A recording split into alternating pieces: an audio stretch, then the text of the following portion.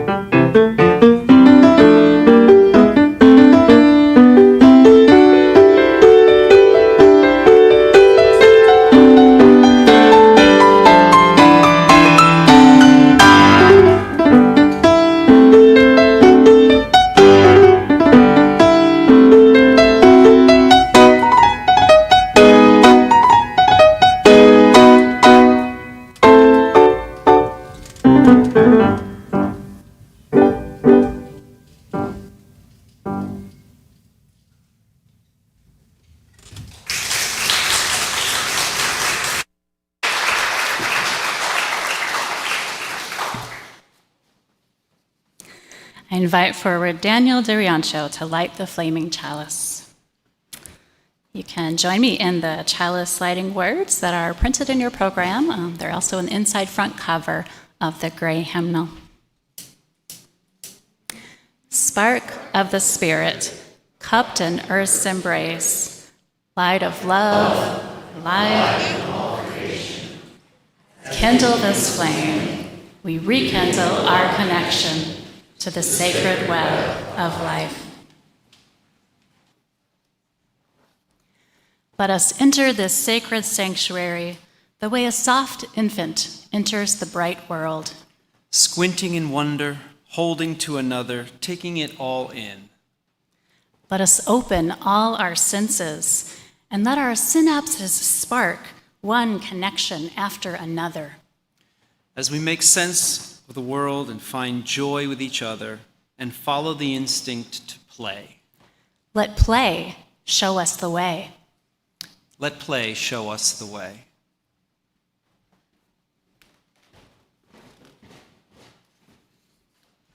I invite you to rise if that feels good in your body and join in singing number 361, Enter, Rejoice, and Come In.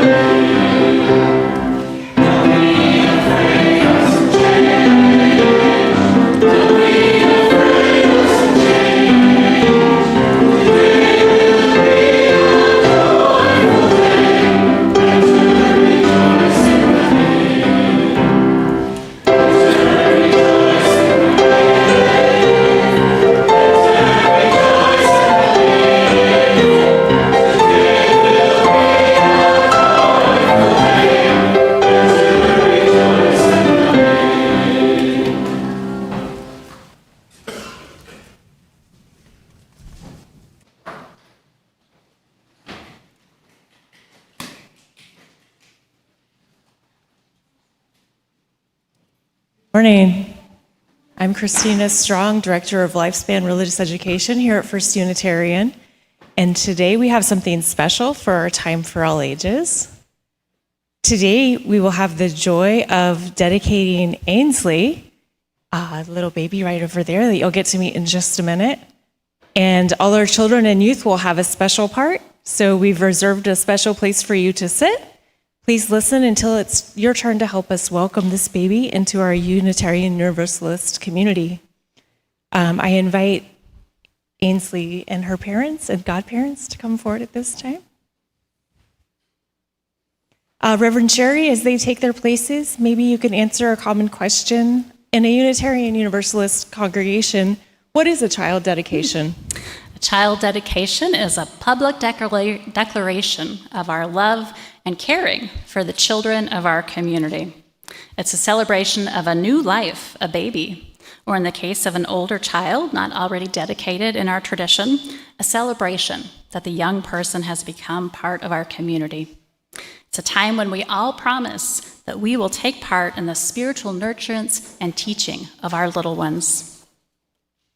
In this time, we recognize that every child is part of our vision for the future, and all youngsters have a just claim upon our families and upon the religious community to be nurtured in the ways of sharing, of love, of hope, laughter, tears, and just living an awesome life. This morning, it is the cherished assignment of those gathered here to welcome and pledge our care to Ainsley Rose Dinsmore, who will be dedicated under the auspices of our liberal religious church. From time immemorial, parents have brought their children to houses of worship to secure for them the blessing of life and to dedicate them in the service of humanity. Together, we recognize that every child has the right to be held in loving arms and to be guided within the best of our abilities along the path of understanding and care. Ellen and Alex, as caregivers, it is your privilege and obligation to provide an environment of security and challenge for this sweet child. Do you commit yourselves to promote your child's physical, emotional, and spiritual well-being? If your answer is yes, please say, "We do." We do. Let's now welcome Ainsley's godparents, Chad and Chris Dinsmore, to share some thoughts on the family on this special day. Family is the through line of human history, the fabric in our quilt of stories. What will the building blocks of Ainsley's quilt be? Curiosity and open-mindedness, a desire to learn and understand.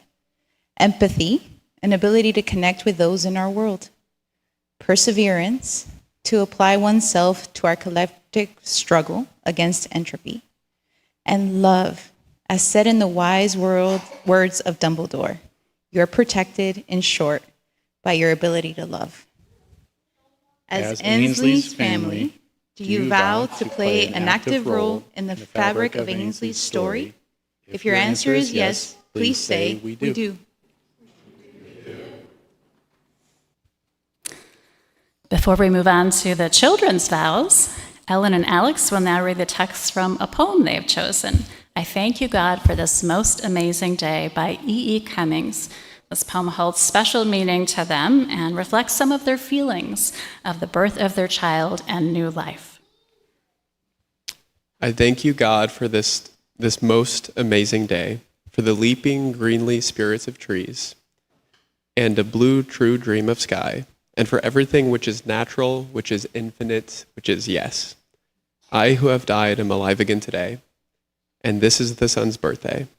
This is the birthday of life, of love, and wings, and of the gay, great happening, illimitably earth.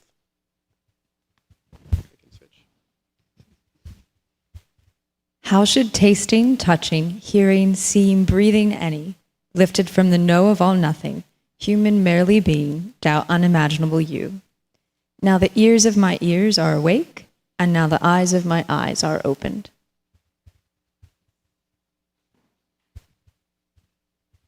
So we have our child dedication ceremonies like this one during our Time for All Ages because it really is a job for all of us to share kindness to those who come seeking our community, whether they're old or young, or from here or from far away. This new baby that's visiting us here in Omaha is from all the way across the ocean in Australia. But just like us, she is part of her family here in Omaha, even when she's far away. She's also part of our Unitarian Universalist community because that includes everyone here that we go to church with on Sundays and Unitarian Universalist families all around the world. One thing I've often told my own children, who are mostly teenagers now, is that wherever you go, if you find Unitarian Universalists, you will find something that feels like home. As part of dedicating Ainsley, I will now invite you, our children, to think about all of the children in our community and the ways that we work together to learn and grow. This is your important part of the ceremony. Are you ready? All right, please stand up right where you are. Can you all stand up? Thank you. All right. Children of this congregation, you share a special connection to children all across our UU community. Wherever you may meet them, if you move or travel or maybe online, those who are younger than you will look up to you and see how you live our Unitarian Universalist principles. And those who are your peers, your same age, will learn from you and with you what it means to be a caring person and to be in covenant with one another, to be a faithful Unitarian Universalist. Will you try to always be gentle and kind with these children? Will you help create a place of safety to teach them about having fun and learning about life? If you will do these things, please say we will. All right, thank you.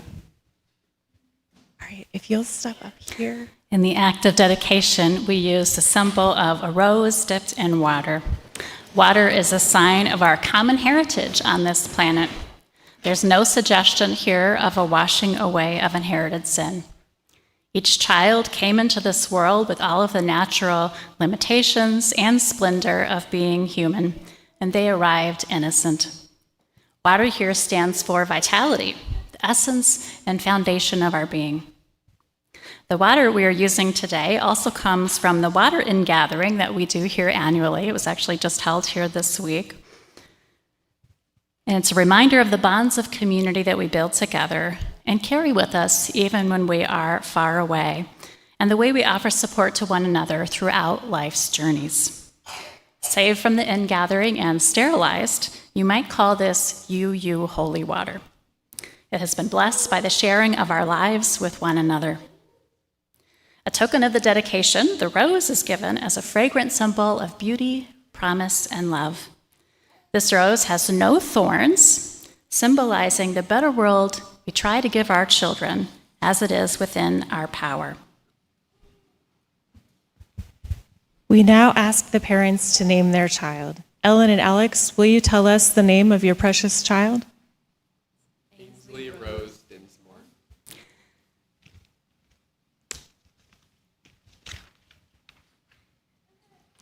We dedicate Ainsley Rose Dinsmore in the light of truth and the promise of love.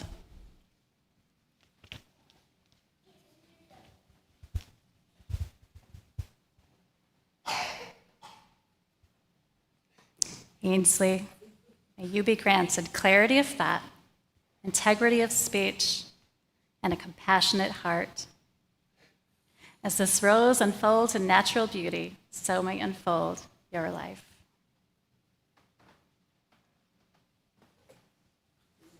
We are all participants in this morning's child dedication because together we lift thankful hearts for the gift of childhood, whose innocence, laughter, and curiosity bring hope, joy, and new understanding to our lives. And together we welcome all children into our Unitarian Universalist family. We have faith that Ainsley will grow strong in the community her parents are choosing for her and share the gifts of friendship, curiosity, knowledge, wisdom, and dreams. We hope the promise of our liberal religious tradition will bond us together in spirit and in common cause, whether we are near or far. As the final act of this dedication, I invite the congregation to repeat after me this affirmation. For new life and new dreams. For new life and new dreams. Blessing. We offer this blessing. Of hope, love, and commitment. Of hope, love, and commitment. Thank you. Let's sing the families back to their seats and the kids back to their classes with number 1058.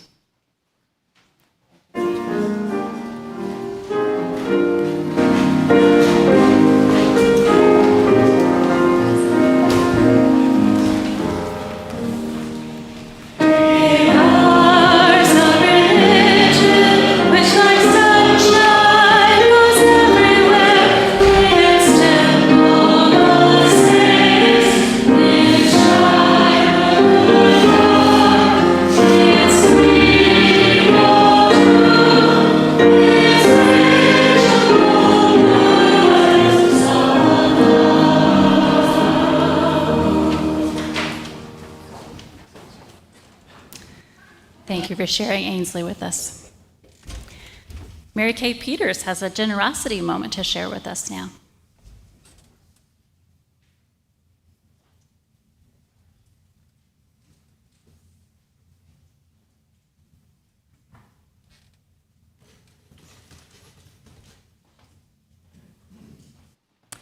Well, that's a tough act to follow.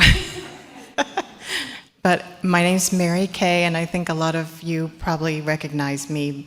And I spoke briefly last week during our congregational meeting, but I just want to reemphasize that we're kicking off this week just kind of a supplemental stewardship campaign. And so there's going to be a couple of letters going out to everybody. Actually, just one letter with a couple pages from Reverend Shari and Mark, our congregational president. And we, as I said last week, we got some really generous bequests from a couple of our members who are no longer with us, and also a third gift that was anonymous. But we really want to try and up our pledges just so that we can cover our operating budget. So just be more details in the letter, but it kind of will show a breakdown of where the different pledge units are at on steps, and just kind of trying to see if people could, if they're able to move up a step just to get us to our goal and just kind of build on the momentum of these wonderful gifts that we've received so far. So, as Gloria Steinem would say, I just heard this quote this morning, in order to make things happen, you have to believe in them. And so let's all try to become hopeaholics.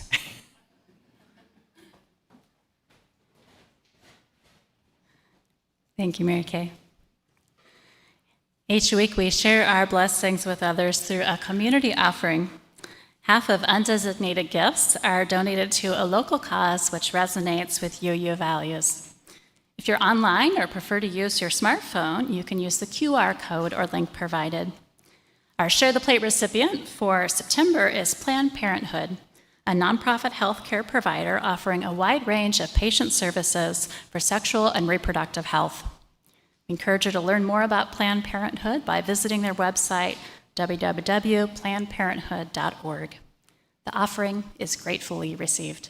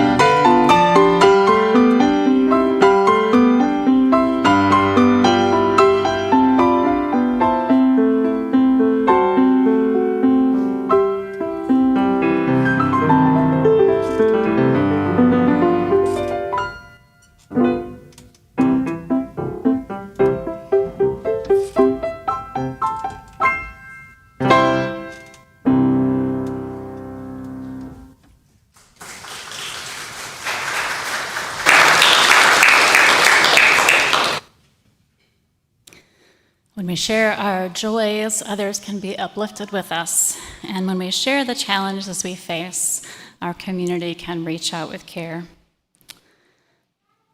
I have a concern from Lori Schaff. We're thinking of her as she tends to her elderly mother in rural Illinois after some medical challenges arose recently. Lori was driving there just yesterday. Thank you. I have an update on Frank McKee. Frank is receiving comfort care in his home. He's appreciated cards he's gotten from members of the congregation and is enjoying visits from friends. We can keep the cards and the care coming to Frank.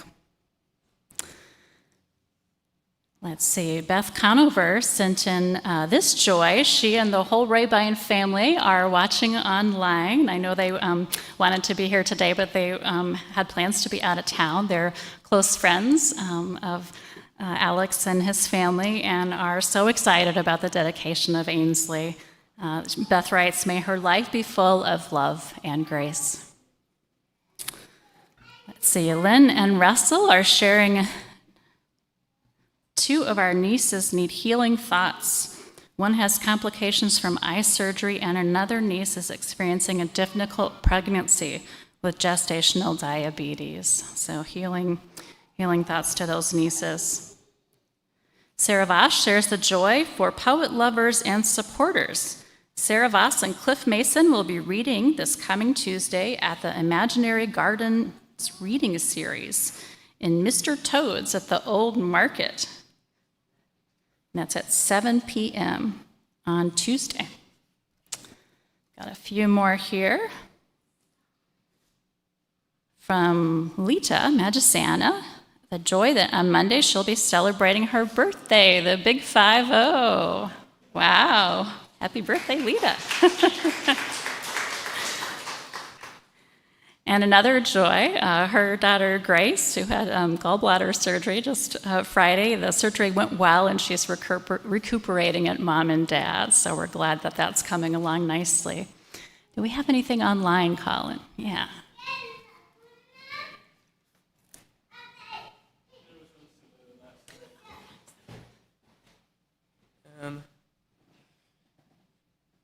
From Trisha Pyatt, saying that her concern is that outside of the safety of our church, that discrimination against the LGBTQ community has seemed to be growing.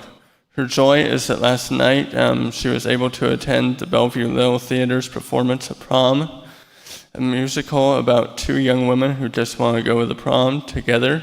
Sadly, the PTA objected to the prom being inclusive.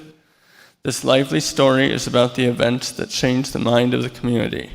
It is well done, a delight, and filled with laughter. A real feel-good entertainment. My sincere hope is that the members of our church will see the play for the fun of it, and that the people needing the message see it too, and that it changes their heart. One song stood out for me, "Love Thy Neighbor Trumps It All." What a great takeaway message. As ever, I am as ever so glad I belong to this church. So play can carry important messages like how everyone matters and to include everyone, love matters.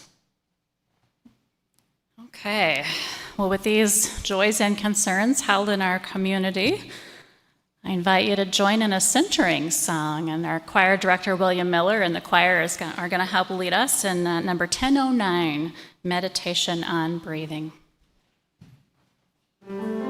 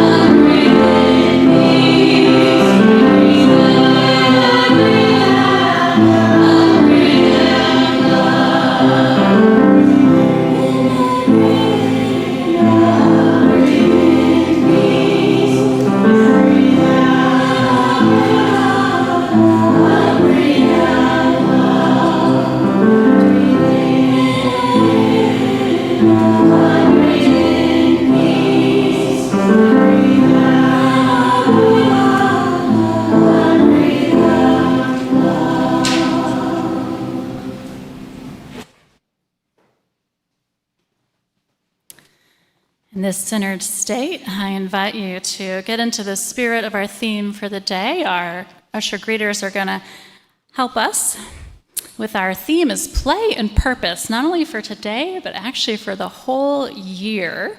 And we're going to do a little hands-on activity. You'll have baskets of Play-Doh being passed out here. Everyone can take one or two colors as you like. And as we sit in silence together, you can continue to breathe.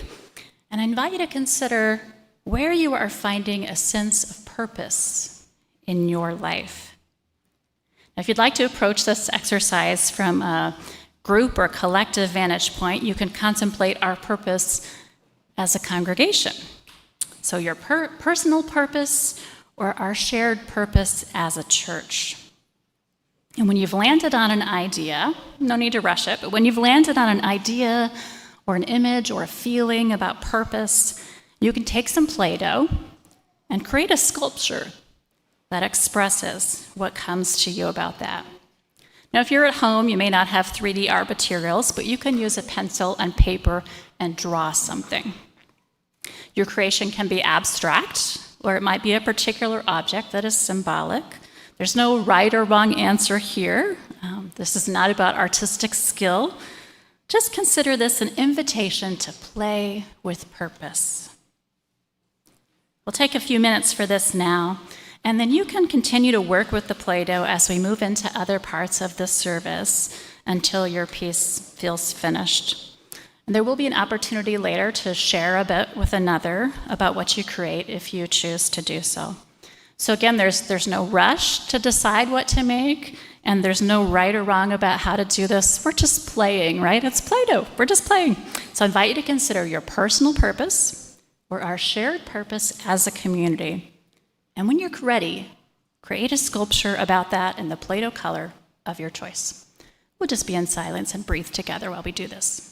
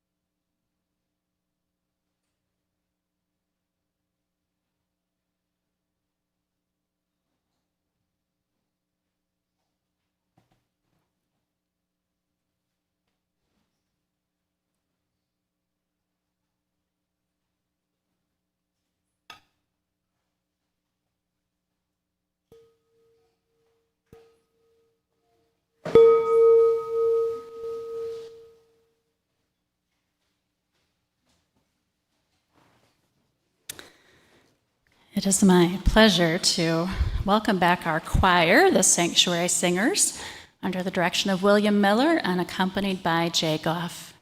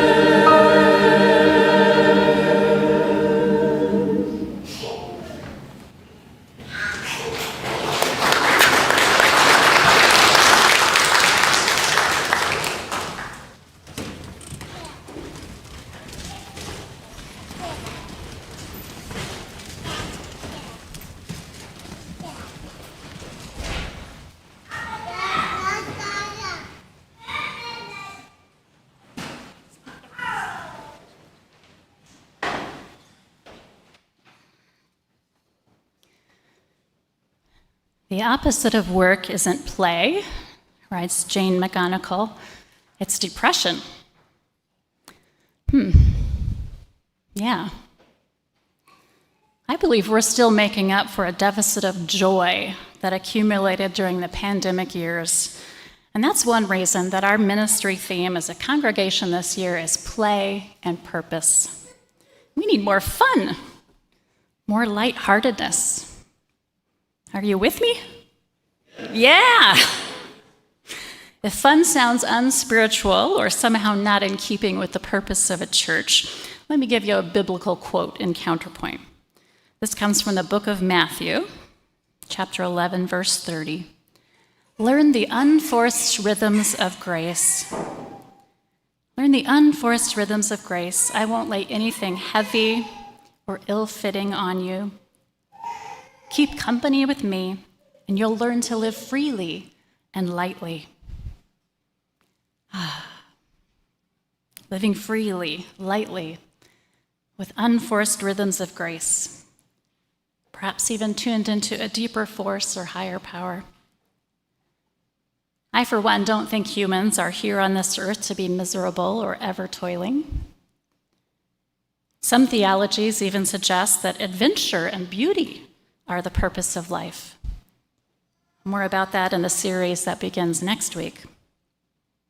So knowing joy and a light heart will be playing with purpose this year for that reason.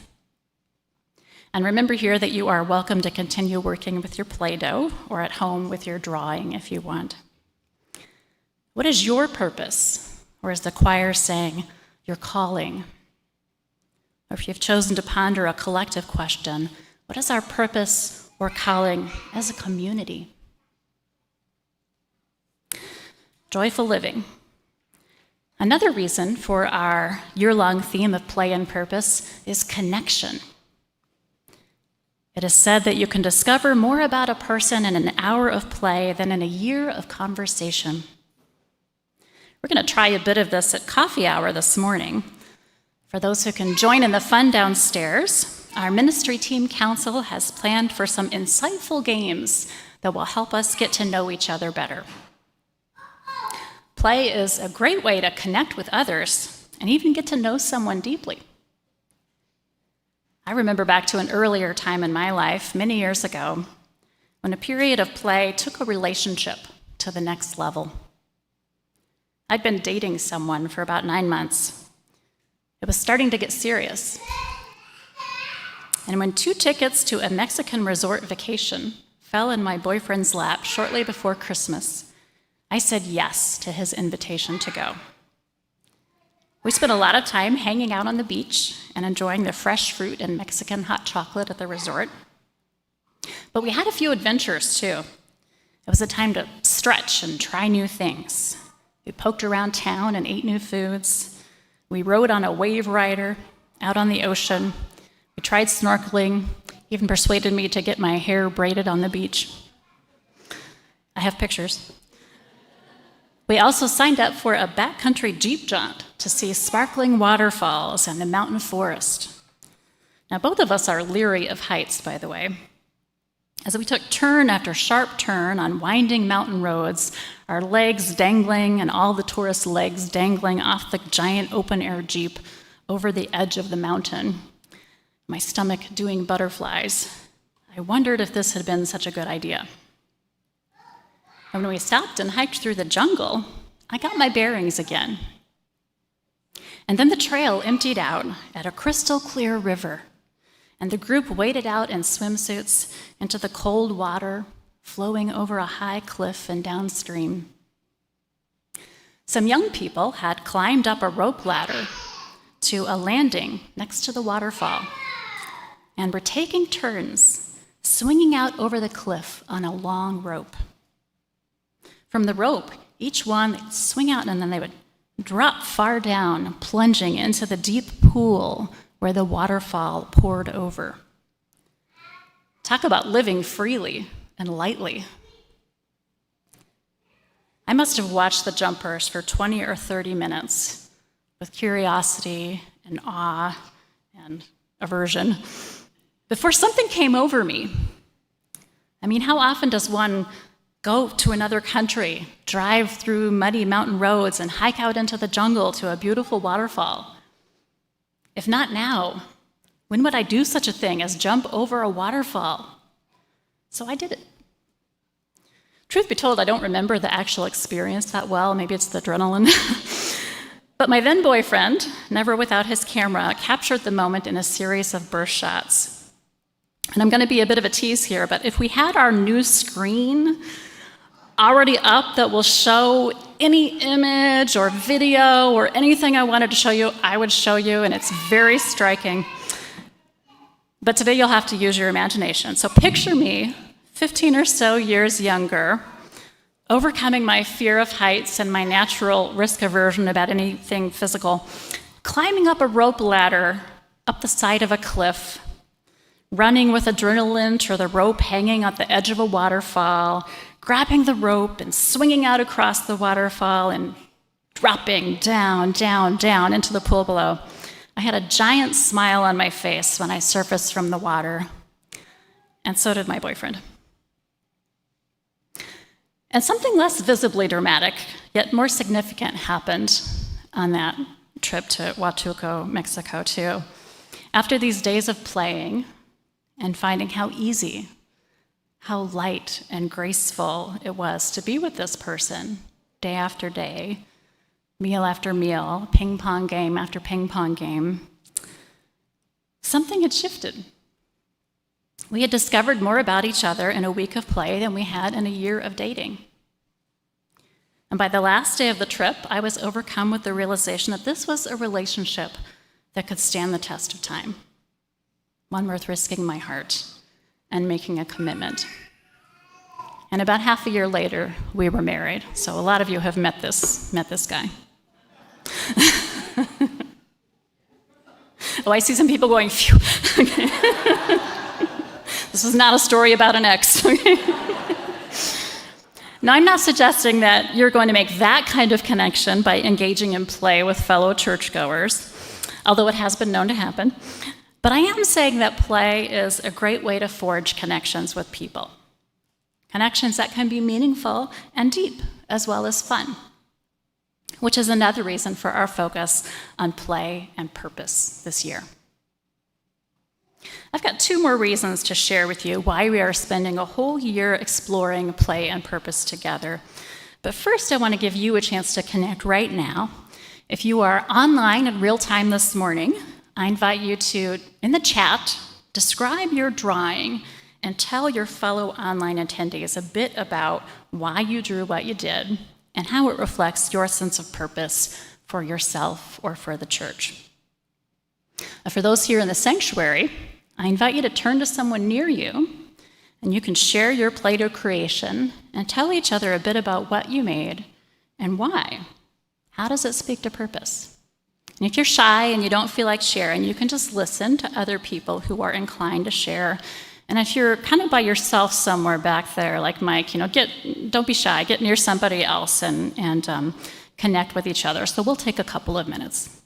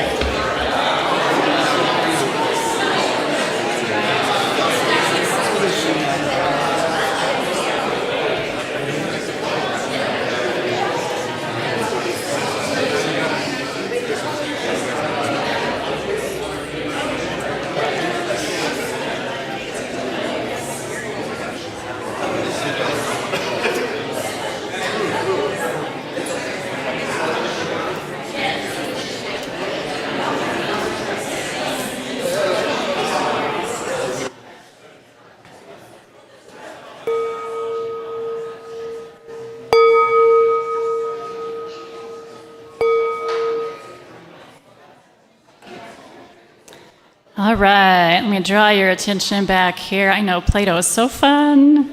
I'm feeling mighty curious about these sculptures. In addition to these conversation starters we're going to have downstairs, if you were up for letting other people view your sculpture and maybe even know a little bit about it, after the service, you can take it downstairs to the common room. There's a big table at the back where you can put your sculpture, and there's a little note scratch paper. You can write a title or say a little bit about what it means and how it connects to purpose, and then we can all kind of look at this gallery of sculptures, if you're up for it. Just an invitation. If you're online and you want to share your drawing, you can take a picture of it and send it to our church administrator, and we may take pictures of some of these things and put them on the gallery wall down there. Okay, so we've considered connecting with the joy of life as one reason to nurture play, and cultivating connections with other people through shared play. The other two reasons I want to share with you both have to do with transformation at the individual level and the collective level. And transformation, as it happens, is one of the 7 values proposed as a new core articulation of Unitarian Universalism. This is part of a national conversation around the UU Association's bylaws, where we express our UU identity. And I'm going to address one of these values in worship each month this year until we have covered all 7 of them. Now, the value of transformation is about Unitarian Universalists being a people who adapt to a changing world. We adapt to a changing world. As a congregation that prides itself on having had a minister who was the first historically to incorporate evolution into our religious worldview, this church knows something about adapting to a changing world, right? We're not stuck in past understandings or practices. We evolve. Here's how the commission that developed the proposed new set of values described the value of transformation. So this is a direct quote here. We covenant to collectively transform and grow spiritually and ethically. Openness to change is fundamental to our Unitarian and Universalist heritages, never complete and never perfect. That's a lot of words, so I'm going to invite you to do this like a responsive reading and see if we can really absorb what this is saying. Here's what the commission has written about transformation. I invite you to echo each phrase after me. You ready? We adapt to a changing world. We adapt to a changing world. We covenant to collectively grow and transform. Spiritually and ethically. Openness to change is fundamental to our Unitarian and Universalist heritages. Never complete and never perfect. This leads right into 2 more reasons we are focusing as a congregation on play and purpose this year. The third reason to cultivate play and playfulness is to support our growth as individuals. Play helps us grow. Perhaps this is easiest to see if you have had the joy of witnessing children grow up, or if you know something about child psychology. I think Martha Beck sums it up nicely. She writes, "A playful mindset allows you to master whatever is in front of you, to form symbiotic alliances and partnerships, to adapt successfully to any challenging situation, and above all, to find a sense of fun that makes the whole shebang intrinsically satisfying." This is what children do in their play. They try out all kinds of ways of solving problems, playing roles, developing skills, and also assessing risks. That's right, taking risks. I find it fascinating that not only do kids have a natural attraction to risk-taking, but that there is an evolutionary reason for this. Negotiating risks is a key to survival for any creature. Ellen Sandsetter, who's an early childhood education expert, observes, growing up is a process of managing fears and learning to arrive at sound decisions. Growing up is a process of managing fears and learning to arrive at sound decisions. So it turns out our contemporary society may have gone overboard in creating safe environments for children, taking so much risk out that they're losing valuable moderate risk opportunities to develop their judgment and independence. Have you heard about adventure playgrounds? These are coming into vogue in some places for this very reason, and they foster more creative play and put just a little bit more risk and a little bit more independence back into the equation. I found that really interesting as a parent myself, thinking about how much I biked and ran around with neighborhood kids and stuff like that when I was a kid in a way that my daughter and her friends don't do so much. And what's true for kids is, I believe, true for grown-ups too. Taking calculated risks is a form of exposure therapy for all of us. And the more we can do it in playful settings where the actual risks are modest, the better. The grown-ups can also benefit from a playful mindset that invites our creativity forward and that allows us to face challenges with a sense of joy and adventure instead of just fear. Now, there was one piece of that transformation definition that especially resonates for some of us. That last part about never being perfect. Did that stand out to anyone else? I see some heads nodding. That's why we're always still growing. And if you are a recovering perfectionist like me, perhaps you take some solace in this idea. It gives explicit permission to mess up. Not on purpose, of course, but just because, we're human, it's inevitable. Here I find the advice of Anne Lamott helpful. She's speaking to fellow writers, but her words on breaking through perfectionism could be helpful to any sufferer. Lamott tells us, make a lot of mistakes. Fall on your butt more often. Put something on the calendar you know you'll be terrible at, she suggests, like dance lessons, or a meditation retreat, or boot camp. Go to a poetry slam. Go to open mic and read the story you wrote about the hilariously god-awful family reunion with a trusted friend, even though it could be better. At work, when you're trying stuff, Lamott continues, you begin to fulfill your artistic destiny. Wow. She says a reviewer may hate your style, or newspapers may neglect you, or 500 people may tell you that you are bitter, delusional, and boring. Let me ask you this. In the big, juicy Zorba scheme of things, who cares? We know the answer, right? Whether we are making lots of mistakes at writing, or reducing our carbon footprint, or getting along with our neighbors, or something else, in the big, juicy Zorba scheme of things, who cares about some stumbles? If what we're doing is worthwhile, if we have a real purpose, it is worth approaching in a spirit of transformation. Never complete, never perfect.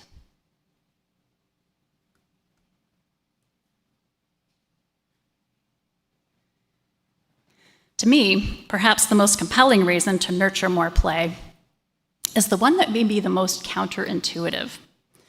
We face some of the greatest challenges ever known to humankind.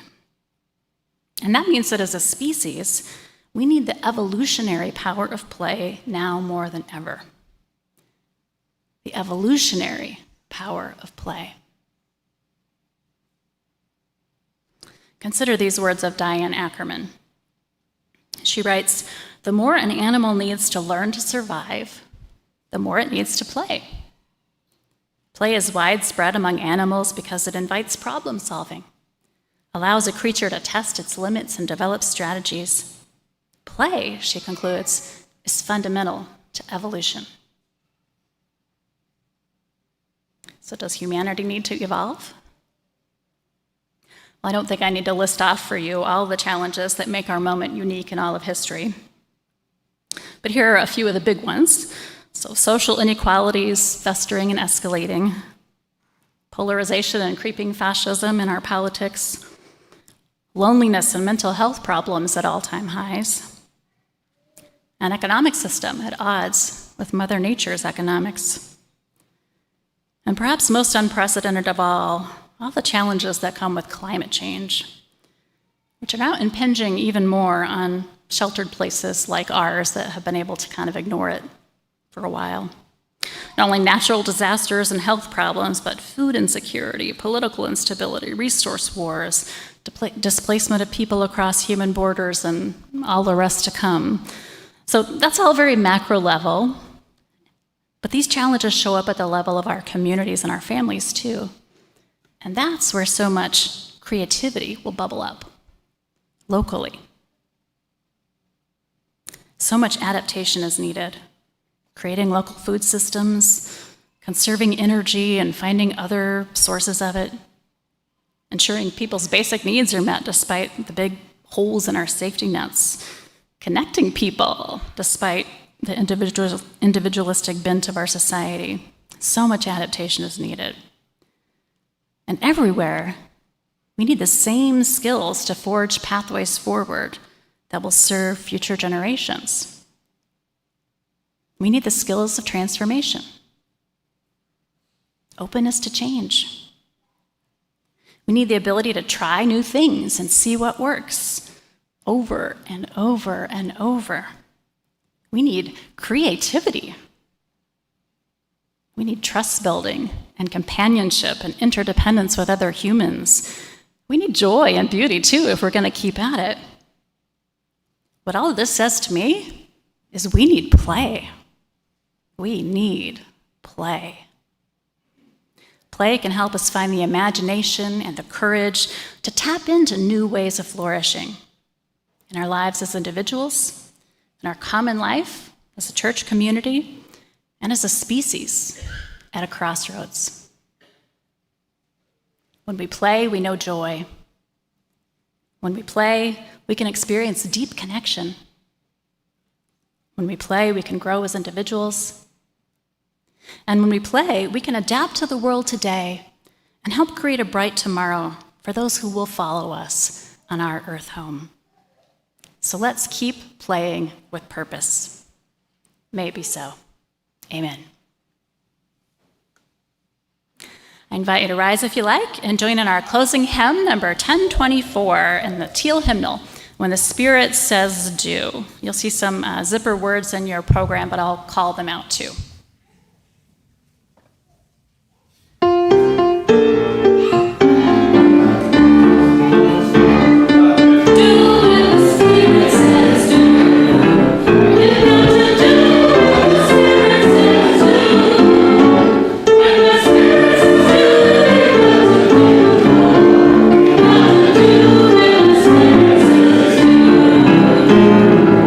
Spirit says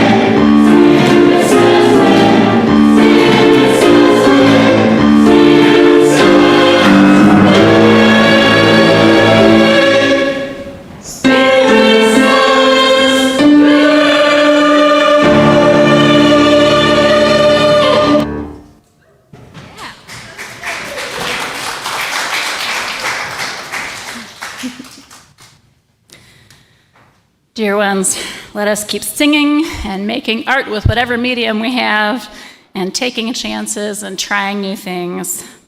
Let us keep dancing, laughing, crying, and loving one another. And with joyful purpose, let us keep playing. Let the people say, Amen.